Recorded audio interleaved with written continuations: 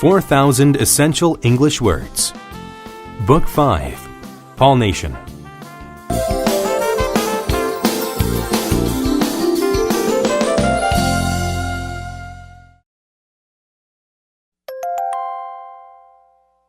Unit 20. Word list. Aggregate. When a number is aggregate, it is made up of smaller amounts added together. The company totaled its aggregate sales for the entire year. Antibiotic. An antibiotic is a medical drug used to kill bacteria and treat infections. The doctor gave me a shot of an antibiotic when I got the flu. Circuit. A circuit is a piece of an electronic device that allows electricity to flow. Be very careful not to shock yourself when fixing an electrical circuit. Complement. To compliment something or someone is to make them better. The wool scarf complimented her lovely eyes. Compress. To compress something means to press or squeeze it so that it takes up less space. I compressed my clothes to fit into a single suitcase. Database. A database is a collection of data that is stored in a computer. The company has a database of all the names and accounts of their customers. Equivalent. An equivalent is an amount or value that is the same as another amount or value. I worked the equivalent of 60 hours this week. Immune. When someone is immune to a disease, they cannot be affected by it. Children usually get shots to make them immune to certain diseases. Input. Input is information that is put into a computer.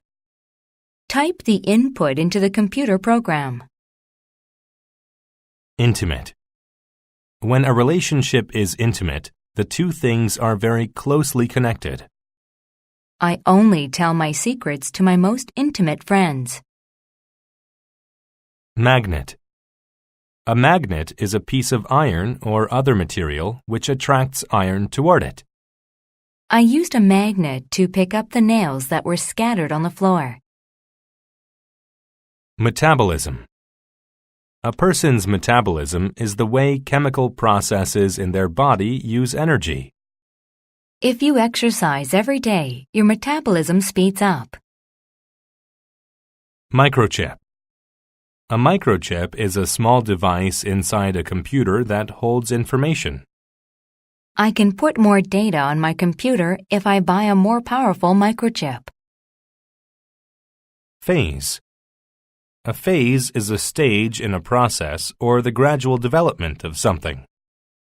The first phase in the recycling project involves finding volunteers to help out. Pinch. To pinch means to take a piece of skin between one's fingers and squeeze. I pinched my nose so I couldn't smell the odor from the garbage. Prevalent. When something is prevalent, it is common. Growing a beard is more prevalent behavior in men than women. Quantum. When something is quantum, it relates to the behavior of atomic particles. The physics student studied quantum mechanics. Ratio. A ratio is a relationship between two things expressed in numbers or amounts. The boy-to-girl ratio is 1:3. Spiral. A spiral is a shape which winds round and round in a larger and larger circle. A strand of DNA looks like two interlocking spirals. Viral. When something is viral, it is a disease or infection that is caused by a virus. The girl was in bed for a week when she had a viral infection.